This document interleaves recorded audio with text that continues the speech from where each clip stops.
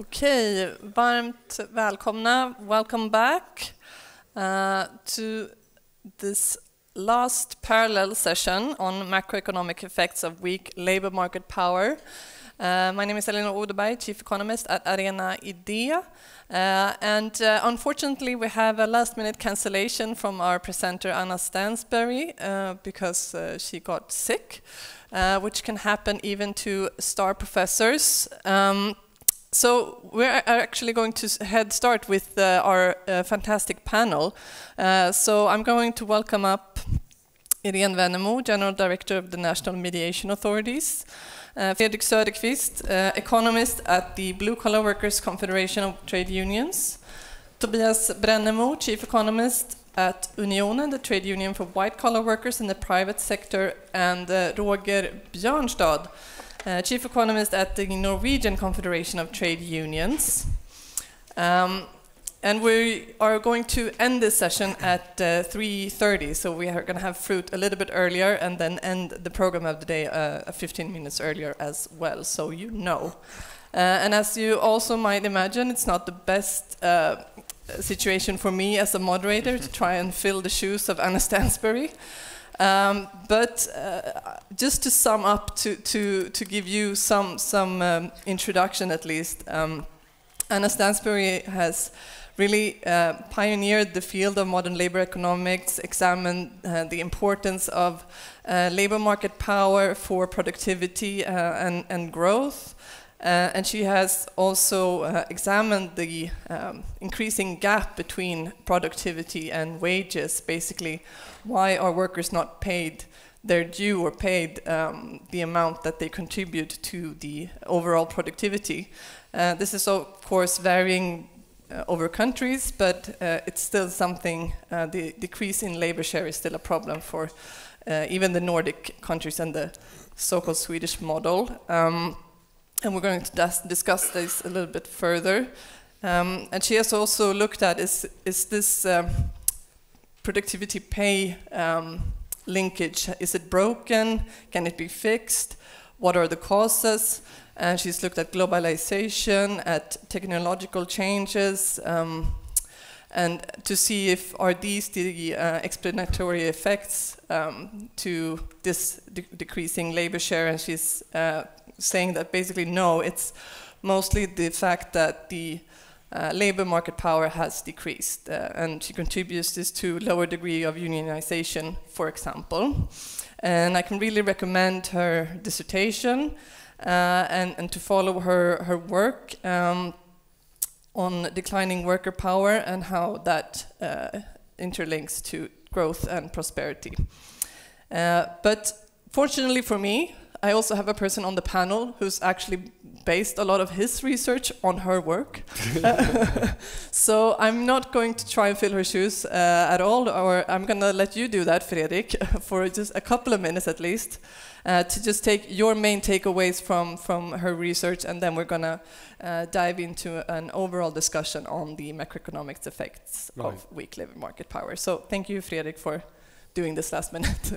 Yeah, thanks. So yeah, I got a call an hour ago to fix this from an unknown number. I thought it was a robocaller, wanted me to buy crypto. It was but me. I actually answered for once, because I think it might have something to do with the conference. So Anna and I have crossed paths a little bit. Anna is an assistant professor at the Institute for Work and Employment Research in Cambridge, Massachusetts, at the MIT School Sloan of Management. I was also there briefly just before she started working there.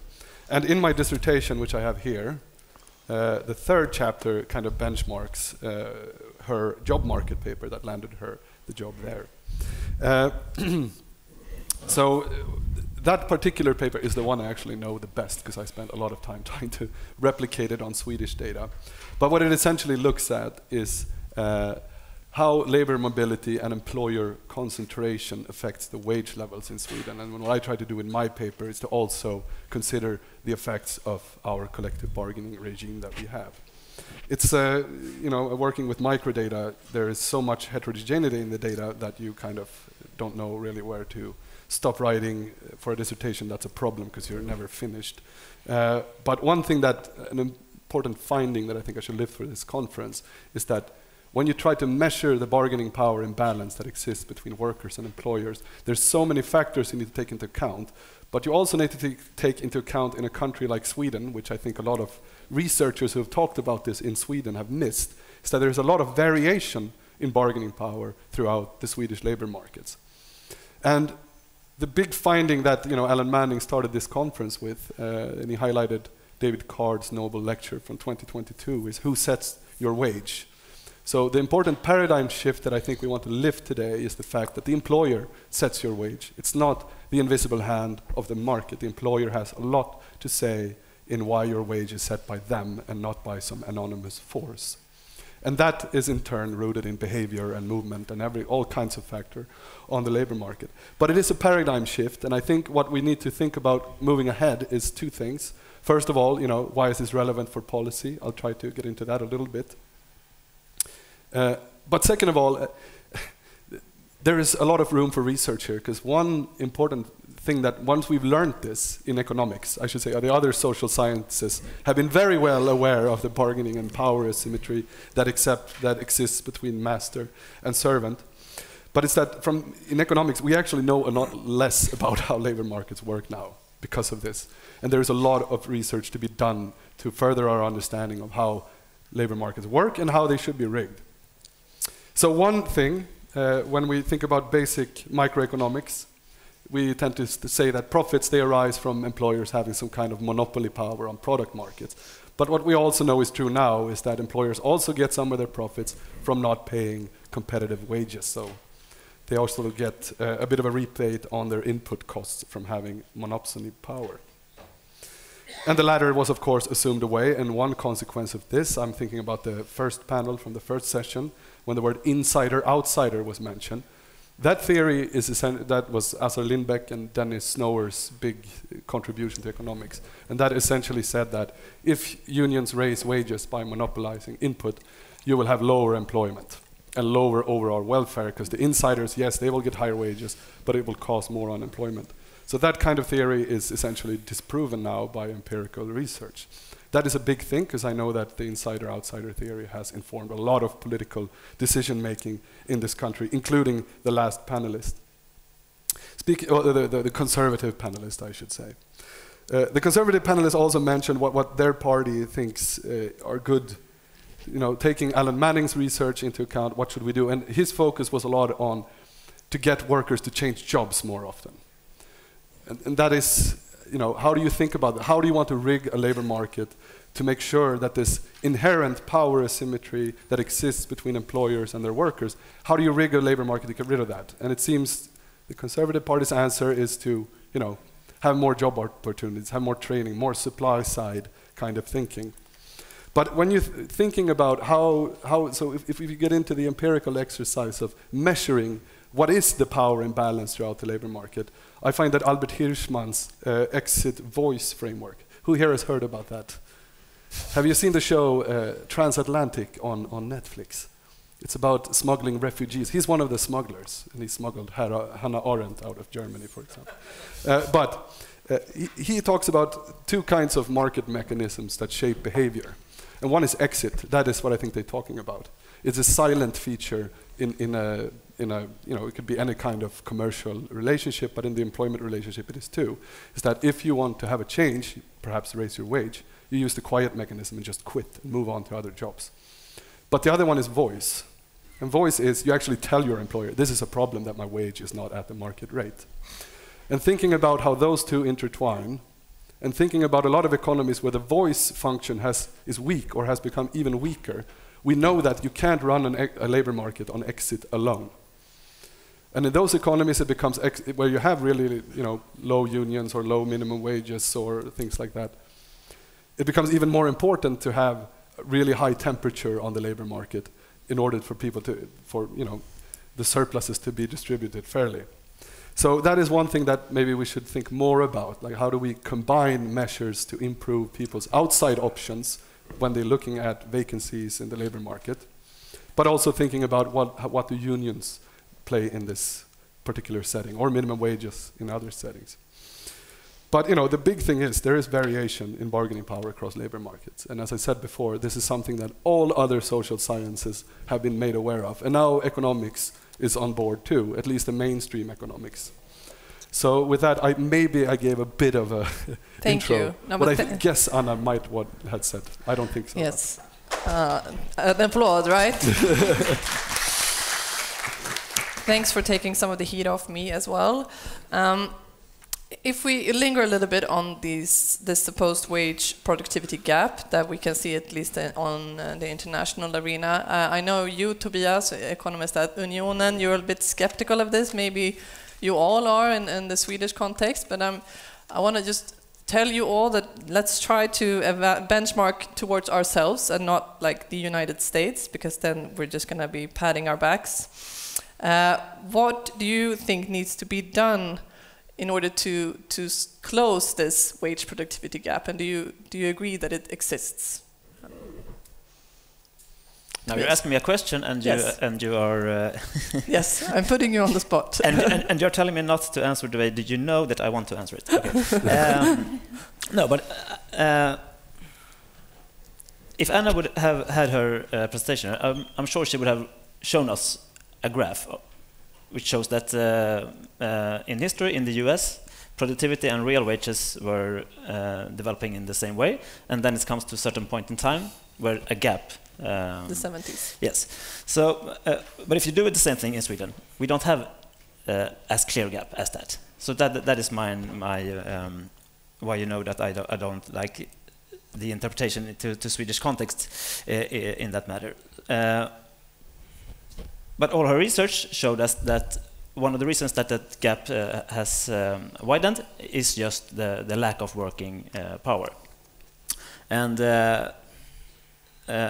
so in the US, they have had a problem with that the real wages didn't keep up with productivity. But in Sweden, we have done it in a much better way. But on the other hand, in Sweden, we have, as many countries, have a problem with that the productivity growth is too low. So we need to work on how we can increase productivity growth, and then we as unions, our part is to make sure that that growth is equally distributed among workers, and doing that we have been quite successful even in the past 20 or 30 years. But the big assignment is to how can we increase productivity growth, and that is a thing for the political environment, for the political parties, and they need to, of course, do the classical measurements to increase education and making sure that we can have good investments and innovations.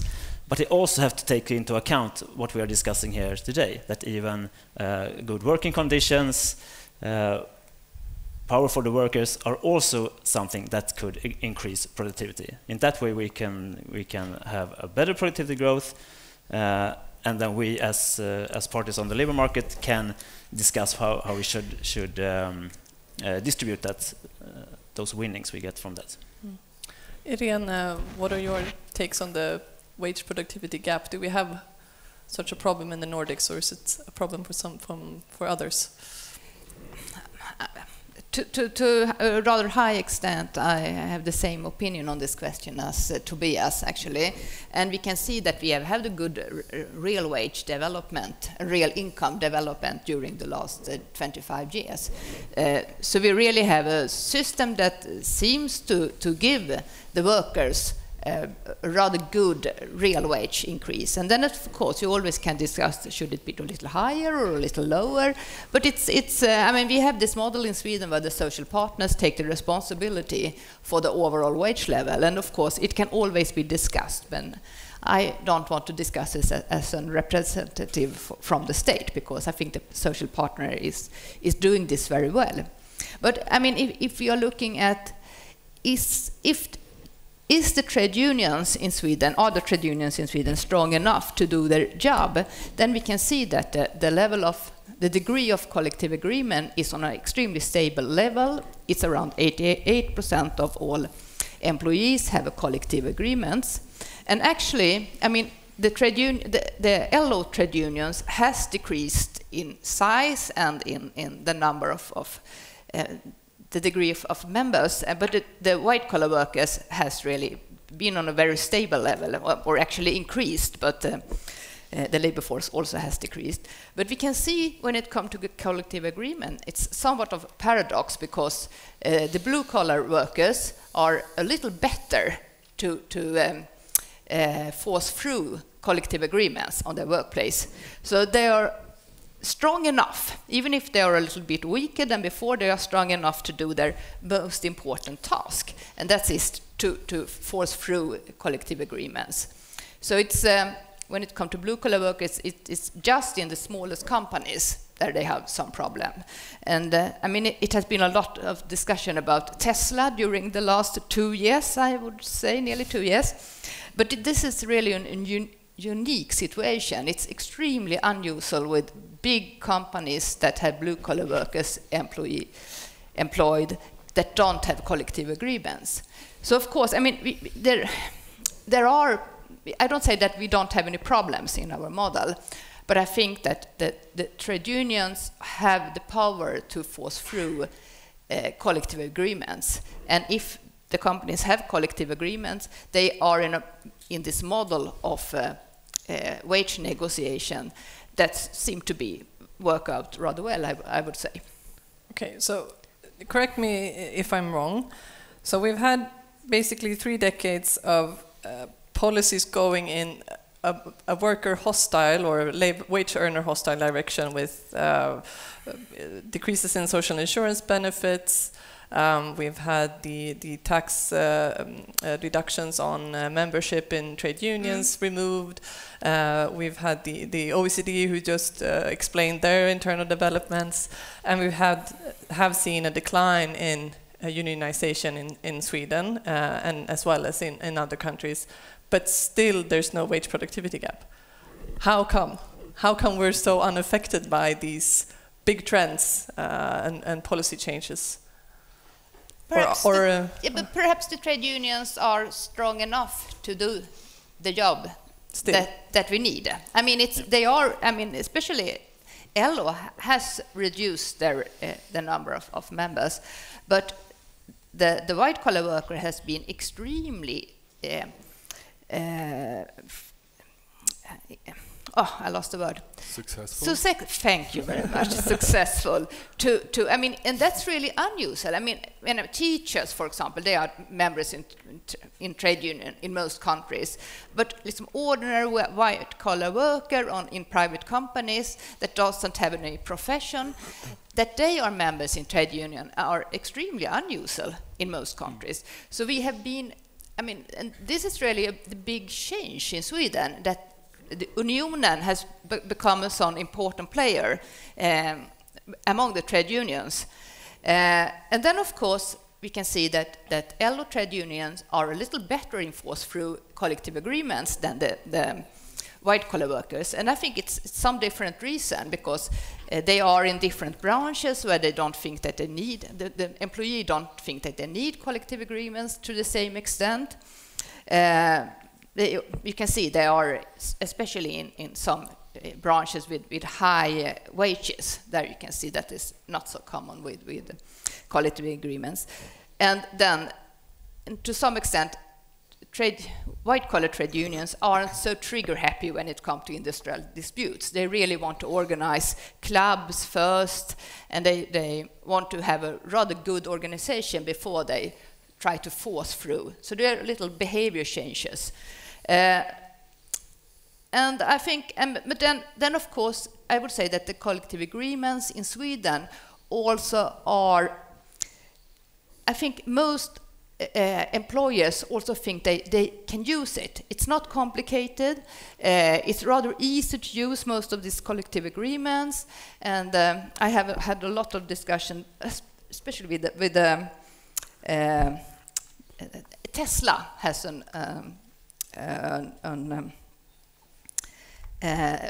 a lawyer that they use, and he's also working for other companies. And he said, okay, I tell everybody, it's just to use the Swedish collective agreements. It's the easiest way to do it. And then, of course, Tesla don't want to do it. But nearly all other companies that have businesses in Sweden choose to have the collective agreements because it's the easiest way to do it. Even for the employers, it's rather practical. Mm. And when it comes to just the wage and productivity, two things. One thing is the one Irene mentions, that we are still strong enough to be a strong part in our negotiations. And when we do these negotiations, we as unions, we make great effort to analyze the productivity, and we are having large battles with our counterparts in how the productivity gains should be also reflected in real wage increases. And we have been quite successful in winning that battle for over the years. So, and then we have this system where the levels that we negotiate becomes a norm in the rest of the labor market. So, to this day, the productivity gains that we see and can measure and can see in statistics, they will also reflect in wage increases for a broad majority of the workforce in Sweden. Mm. And I guess that would also underline the thesis of Anna Stansberg, which is that high degree of working power is beneficial to close this productivity wage gap. Roger, I'm curious, Sweden and Norway are pretty similar in its industrial relations and wage setting model, yet a lot of the research on excessive wage setting power by employees comes from Norway, and you seems to be a bit further ahead in acknowledging this as a problem. Why do you think that is? Is weak labor market power a bigger problem in Norway, or are you just quicker in catching up with modern labor economics? Oh, I don't know about that, but I guess we have had vast access to good data. Yeah. And also have a large research environment using that data. So I guess that's the answer to that. But to the decoupling of productivity and wages, there's nothing in individual wage bargaining that links productivity to wages. That's all about bargaining power. And the answer to your question, since we are also experiencing lower unit density, but our wage setting institutions are intact, and that's what's your point too. So that's the answer to that. And the collective bargaining links and the pattern bargaining we have in Norway and Sweden and Nordics links productivity to wages more explicitly. And remember also that there's a difference between firm productivity and macro productivity. A lot of the productivity growth comes from restructuring and structural changes. And there's no union to pick up that productivity, except the national-wide unions we have in the Nordics. And setting wages at the national level will pick up also productivity growth from structural changes. Yeah, I think this is a really important point, that there is no way that either the Swedish or the Norwegian industrial relations model can't pick up all the slack from employers having wage setting or bargaining power vis-a-vis the employee. So, I mean, we can take so many examples of this. We can, if we move outside, because we're talking about wages a lot here. What are the wage levels? How do they change? Well, what about terms and conditions of employment? So one of the big unions in the LO is the Commercial Workers Union. We've had, for the past 6 years, there's been an increase of employers reducing their workers' contracts from full-time to part-time work, involuntarily. They're unilaterally deciding that you are no longer employed 100%, you now go down to 60. This is the kind of behavior that would be impossible in a labor market with perfect competition, because everyone would quit retail, yet the employer can do it. And obviously the unions, we haven't been able to combat this.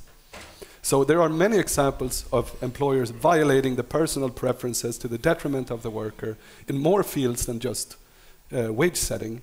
There are examples of employers having wage setting or bargaining power when it comes to the labor market. I want to say something about productivity that you talked about, because one thing that we as economists were taught in school is that in the long run, productivity is everything. So it doesn't really matter what happens much in the short run. But this is not true anymore, because we know through the mechanisms of people being unemployed for long spells, that translates into medium-term productivity being lower because we're not utilizing our labor resources efficiently, and in the long run, we will have lower productivity.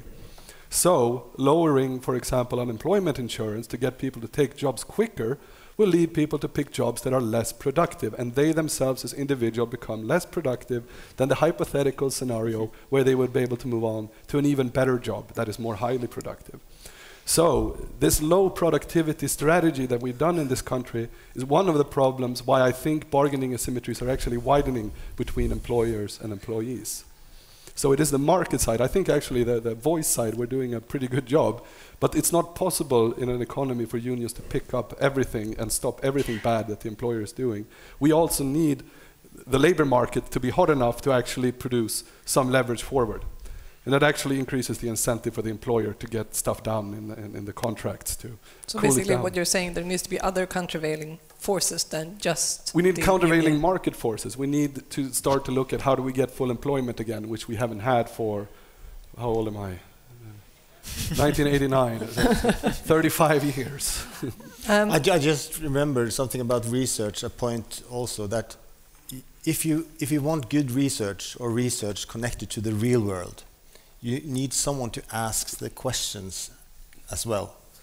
And that's what we have actually done a lot of in Norway. We have asked the questions within the period of liberalization, within the period of the growth of equilibrium models and monetary policy models, saying that there are NAIRU in the or equilibrium unemployment in the labor market. You have to address these questions and criticize it, and then we have to have good data, and we have to have good researchers to pick up these questions and answer them.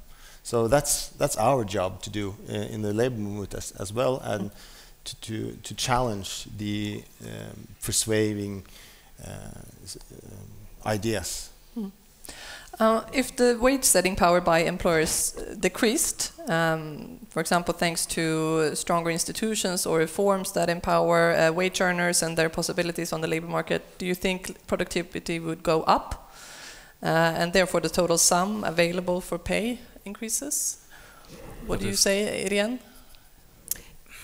I mean, there are a connection, of course, between productivity and wages, but is it on the other way around? I mean, it can be discussed. And of course, the conditions on the workplace plays an important role for productivity. And so, I mean, but the connection is rather complicated, and it's not so easy to just to pay more and then we will have it. But of course, if companies need to pay more, then of course they do changes to make it possible to pay these wages. But I mean, it's an extremely complicated relationship. But do you think that there is an imbalance of power on the labor market that needs help to balance out?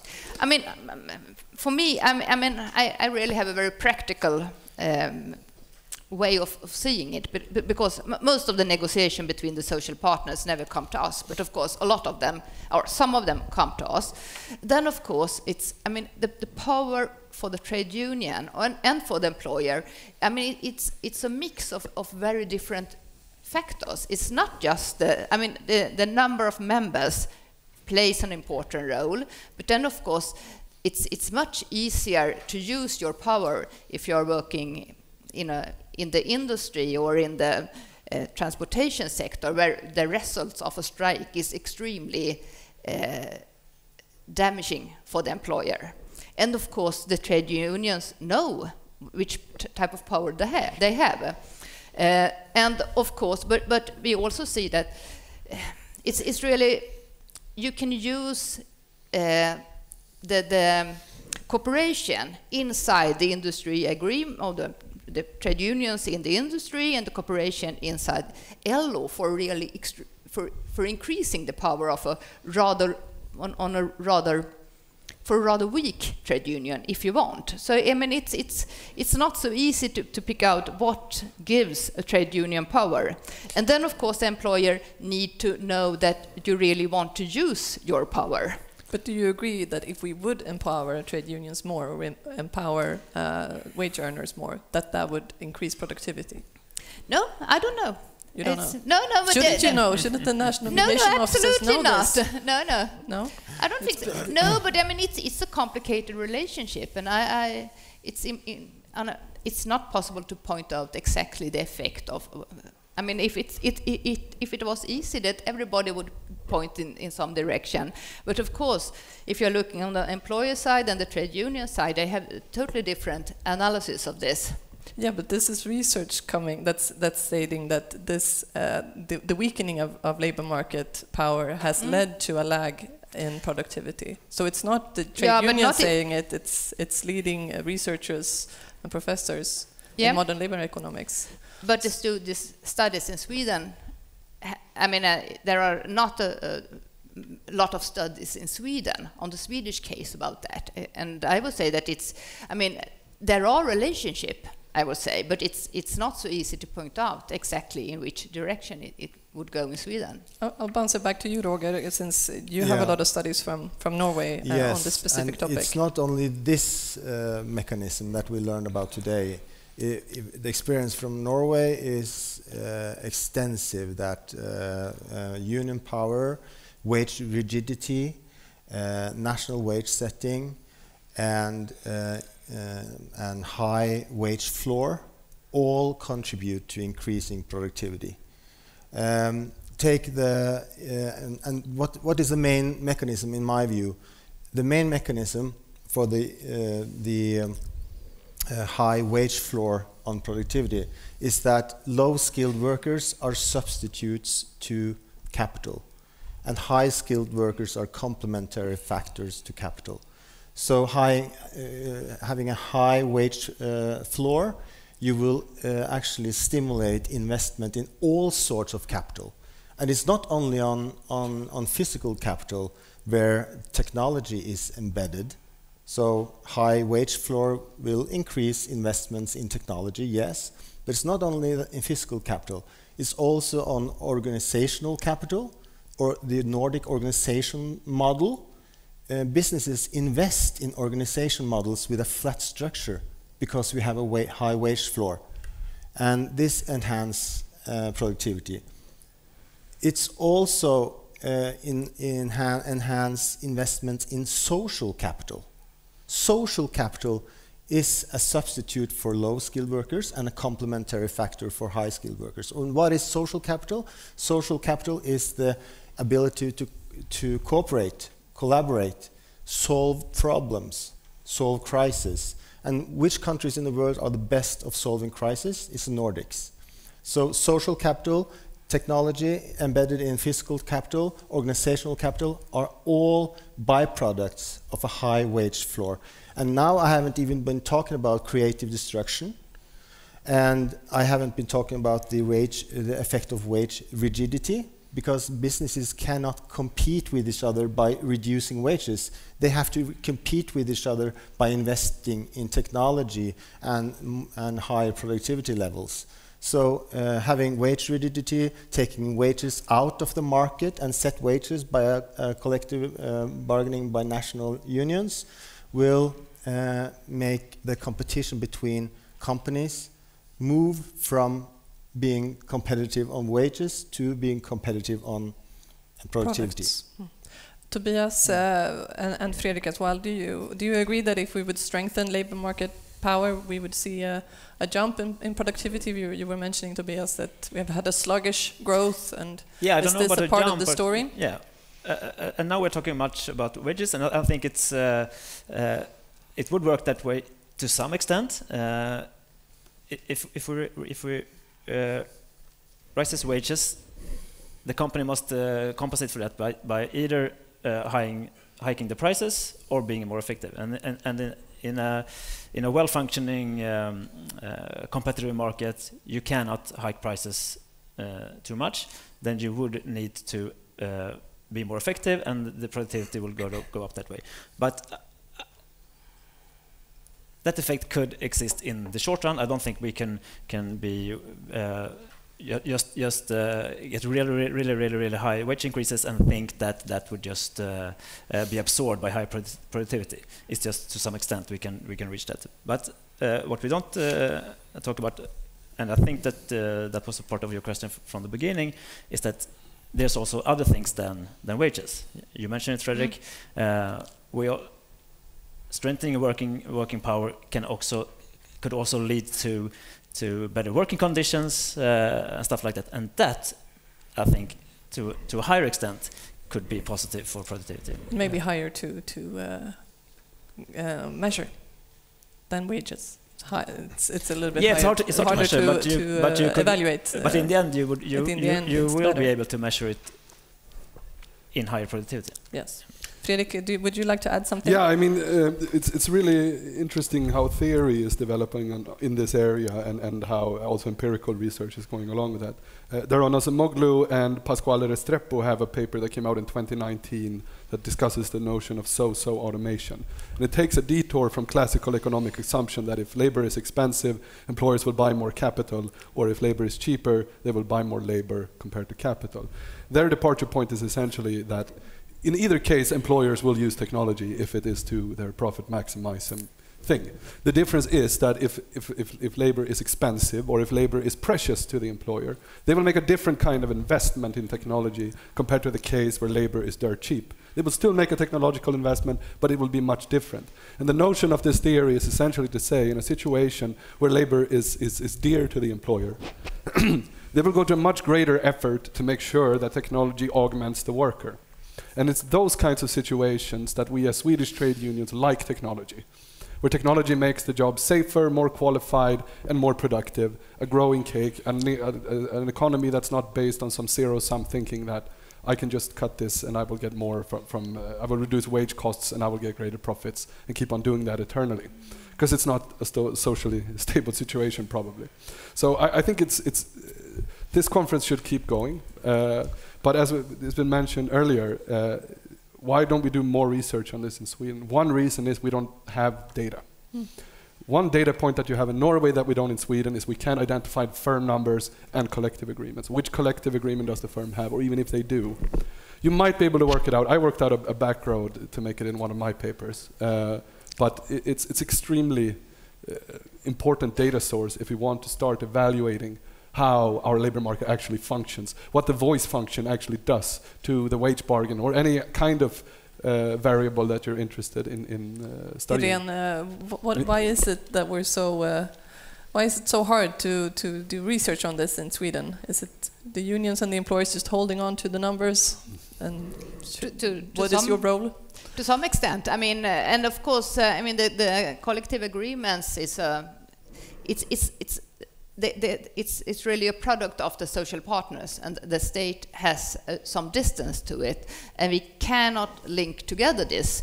I mean, there are possibilities, because most of the companies use fora for the insurances, and there we have the company number and the collective agreement, but we don't have them in Statistics Sweden database. But of course, I mean, there are, so we cannot do this today. But of course, there are possibilities to look I mean, we have a very good wage statistics in Sweden, and we try to really use it in a little different ways. And we are doing a job for answering this minimum wage directive, and will report on this next September. So we have done a job together with the social partners to really see how this model functions in a more clear way than we have done earlier. But I mean, I would say I really think that the Nordic countries, to some extent, are a deviation. The trade unions and the collective agreements is really we have strong trade unions, we have collective agreements, and most other countries, there you can see a tremendous fall in the number of the strength of the trade unions, and of course, I mean, and we have other situation in Sweden, so we are another case, I would say. So the research on other countries really, I don't think it can apply to the Swedish situation, because it's a totally different situation. Yeah. I mean, of course, and we also have problems in Sweden, but if you... And do they mainly attribute to the fact that we have a lower unionization? Or is it other factors that are... what are our problems, sort of? Yeah, I would say that in some branches, I mean, our model, you have a central agreement about the collective, but then, of course, our model really gives an it's really important to also have a dialogue on the local level with the local trade unions. And in the industry and where there are big companies, this dialogue between the employer and the local trade union really plays a very important part, for they can do this, adapt the central level agreement to the local level. But of course, in small companies where you don't have any trade union members, then of course we have a totally different situation. When the trade union is needed, then it's some central ombudsman that come down there and don't know the situation on this company. So, and there we have a problem, I would say, especially in some branches, that we don't have this local level engagement in the trade unions. I think that's the biggest problem for our model. I'm going to give you the mic, Fredrik, but I just want to ask you all a question. We're just coming now from a high inflation period, price spikes, and we're stirring up a debate about market imbalances on the market of goods, for example, food and other goods. But why do we have, or we seem to have, an easier time to accept that there is market power imbalances on the market of goods, but why not on the labor market? You, Fredrik, first, what would you say are the important distinctions and similarities between these two markets? And why is monopsony so much harder to talk about than monopoly? Because it's been 3 years since David Card got the Nobel Prize in this. It's 3 years since it's been definitely decided that this is the new mainstream economic But shouldn't paradigm. LO have been talking about this for 30 years? I've been talking, well, they have. Okay. It's kind of fun. I started Why are you working not there 3 more years successful? ago. I mean, there are other people than the Nobel Prize winners. I started working there 3 years ago, and I had a feeling like, okay, the LO is going to become mainstream again. And I think we have. Okay. A lot of our positions have been seen as old-fashioned, not in tune with mainstream economics, and suddenly, because we haven't moved much in our positions, we're in fashion again. So that's really nice. But I want to say something about... Is it LO's role to be mainstream? I'm going to push you like I pushed Irene. No, we can't help it. That's okay. That we're it's the utterly empirical research leading in mainstream economics. all the ways leads to Rome. I just want to highlight something earlier about productivity and the role of... So another chapter in my dissertation, we look at how does technological codetermination work? And we try to pick a sector of the economy where we knew that the unions were absolutely some of the strongest in the country, who have the most power. We looked at the mining industry.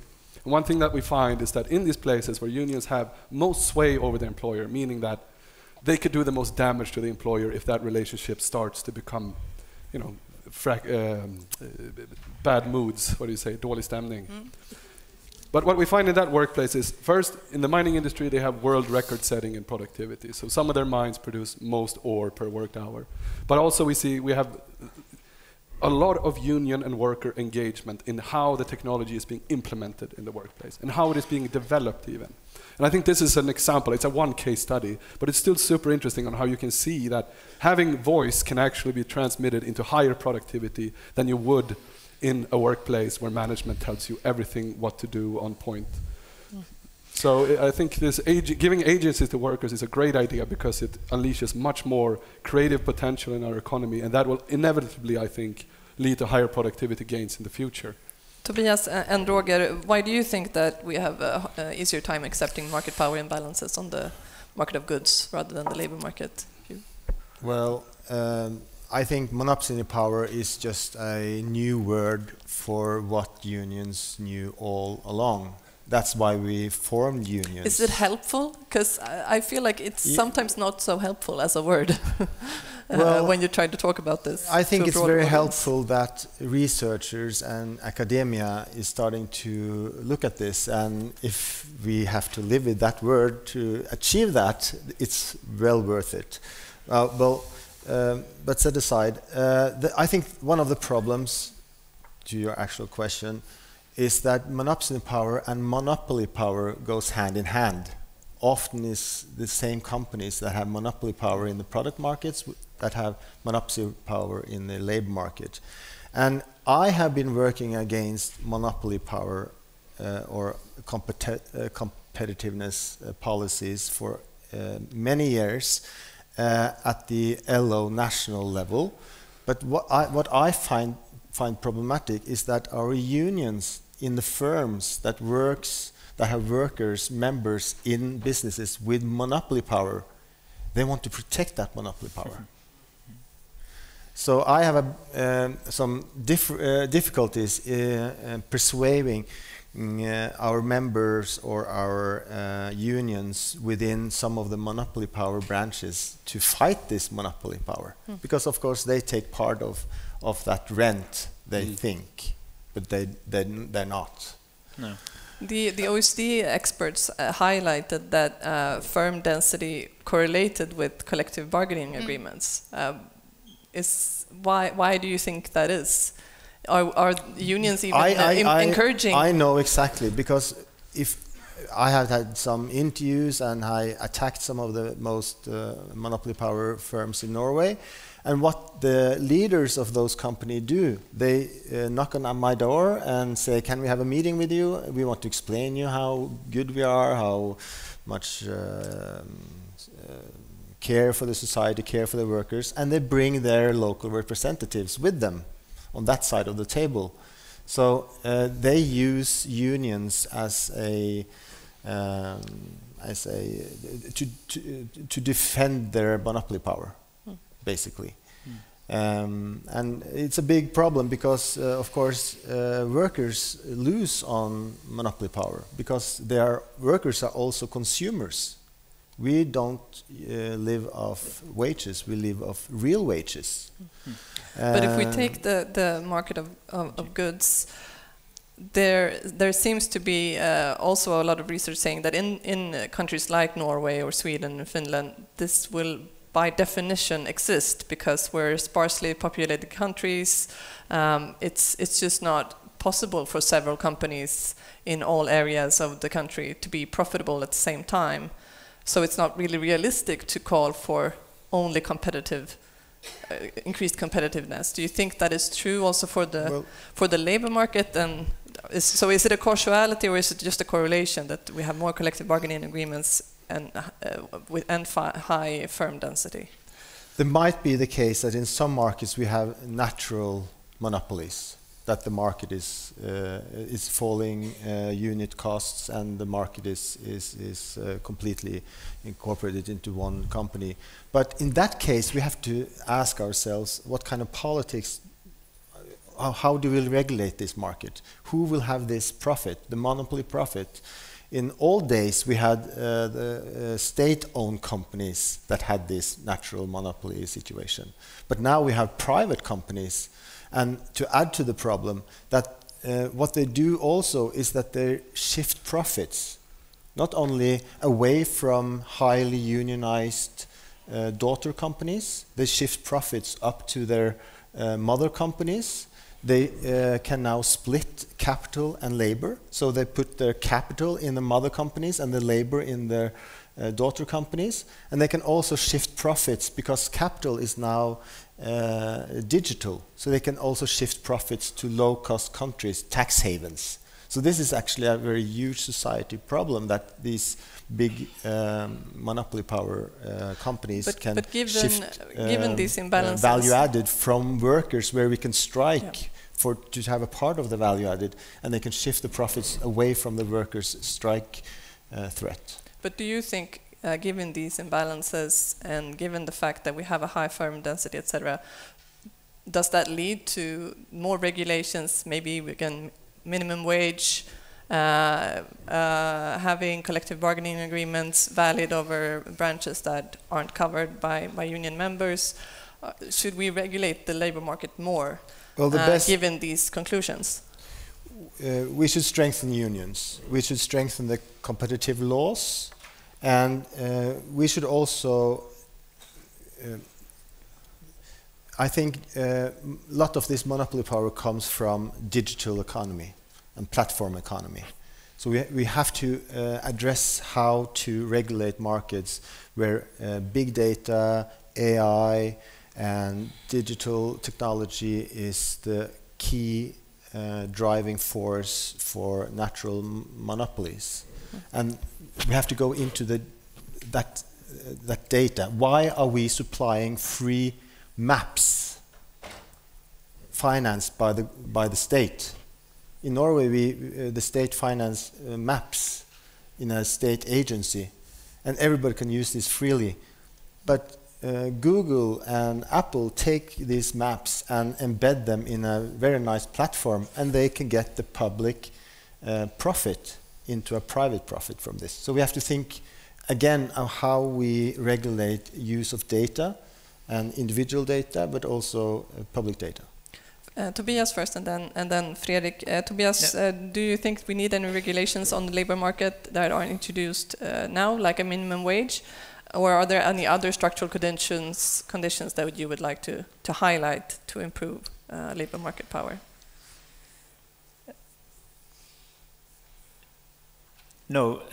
No structural conditions. Great. No minimum wages. No, minimum. I totally agree that the solution is to strengthen the unions and the collective agreement system. How would you do that if you were a politician and you want to be able to hug the model but still do something? Yeah, but one thing that, I mean, this whole conference today is about the big global shift in perspectives in the economic debate, from the very liberalization part to a more collective and worker-friendly perspective. And in Sweden, that's, I mean, and Norway, that's a good thing. It's like the rest of the world are aiming for our position, where we have been for several decades. But we have introduced many of these policies. So we have the good starting position, but we are heading in the other direction, and especially in Sweden, the political system have gone the exact opposite way. Towards more liberalization, and we have a great consensus in the political system in Sweden that the labor market should be regulated by collective agreements and the social partners on the labor market. But yet they are sometimes introducing reforms that not supporting that collective agreement shouldn't be a requirement for some things. So there's a misbalance there in what you say and what you actually do from some political parties. Fredrik? Yeah, so I think we should be careful when we mix up the regulation of product markets with labor markets, because they are entirely different things. The labor market is more than a price on labor. It's all, the whole shebang, from if you get a fruit basket once a day or something in your office, to how your hours regulated, to when can your employer contract you, to what you talked about, surveillance and other things happening in the workplace. It's much too complex to talk about in simple terms. I think when you talk ahead about what kind of regulations you want, you need to be very careful and listen very carefully to the social partners, what they think is good or not. And I think the rest of Europe should listen more to us, because they've been much too heavy-handed when it comes to fixing problems. And they're fixing problems in a way that doesn't necessarily strengthen the voice of workers. It rather does the job for them. And I'm not sure that's going to... There's no quick fixes here. I would like to read a quote from Robert Solow, if I may. Is it short? Yeah. All of our experience teaches us that the motives governing behavior in the labor market are not exactly the same as those that govern the market when a fleet of fishing vessels returns to port and auctions off its combined catch at dockside. I think that it's like the danger of being too economistic about this is that we start to think about easy solutions to everything, when this is actually the most complicated markets on earth. people are more complex and important than milk packages is basically Or what you're fish. saying. Or I think monopsony Well, actually means go to the see, market to buy fish let's alone. not spark a climate debate. Is there anyone in the audience that would like to ask a question to the panel? Opening up the floor here. While they think, I Yeah. also have a quote. that You might- also have a quote. Yes. Okay, well, let's take that last then. And is there anyone else that has a question? And I'm Or a going to quote. cite Daniel. Short and sweet, please. Or short and sharp, I think was his. Yeah, my name's Ernst, and I have a question regarding short-term, long-term, and innovation. I'm surprised that there is not more talk about innovation here, because obviously if there can be a strong innovation effect of what you call high pressure. I mean, that was the whole idea of the, or one of the central ideas of the Swedish model of Irene Meidner, that there should be a move towards more productive areas. And of course, a lot of the productivity growth that you see from high levels are an effect of this move. But also, it is strange that you don't talk about long term, because Do you have a question? Sorry, for the panel. That's my question is, why don't you talk about the innovation effects of high levels of high pressure, and why don't you talk about that the effects will go up in the long term, and that will also make it harder to measure? Okay, so the innovation effects of strengthening worker power, if I understand you correctly. Anyone want to respond to that? You can read chapter 2 in my dissertation. It's about that. Tobias, why don't you take that question? No, but I agree, and I think that's one of the main aspects of our whole model, that we are not afraid for structural changes. Even us as unions are not. But why is it explicit in this discussion? I think it has been implicit by saying that productivity growth would benefit from strengthening of worker I think power. so. That's just the path it takes to in the long term, as you mentioned. Is there anyone else that has a question? All right. No? But I think it's an important question, and it's a fertile field for future research. The mechanisms that actually, does strong worker power actually translate into actual innovation? We have some in here that are disseminated throughout the world, that the union's been involved in, some things, and they go on to be included in stuff sold all over the world for billions of kroners.